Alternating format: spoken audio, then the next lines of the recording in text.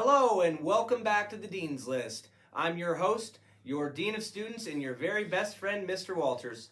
Today we're going to continue to learn about how we can clean, help, and preserve the earth. I'm going to be reading from a new book in the Ponderosa Library. It's called Nuestra América, 30 Inspiring Latinas and Latinos Who Have Shaped the United States. It's by Sabrina Vourvoulias and illustrated by Gloria, Félix. In today's episode, we're going to be learning about an environmental activist named Xiuhtezcatl Martinez.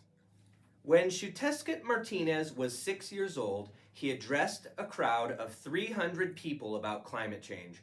At age 9, he convinced the city council in Boulder, Colorado, to ban the use of chemical pesticides in the city parks. By 16, he had already addressed the United Nations 5 times. For Xiuhtezcatl, it is all part of fighting for the earth and for future generations, something he doesn't think previous generations have done well, or really at all. My generation is not going to sit idly by while they bicker and argue and fail to do their job as leaders, because in all honesty, we, the youth of the planet, we are the leaders, Xiuhtezcatl has said. If you look at the movement about climate change now, it's being led by youth. In addition to delivering an impassioned TED Talk and releasing a hip-hop anti-fracking song and video, he is best known as one of the lead plaintiffs in a youth-led lawsuit against the U.S. government, arguing that by ignoring climate change, the federal government has jeopardized their continued existence and future. I stand before you representing my entire generation, he said as he addressed the UN when he was 15 years old. Youth are standing up all over the planet to find solutions. We are flooding the streets and now flooding the courts. We need you to take action. We are all indigenous to this earth.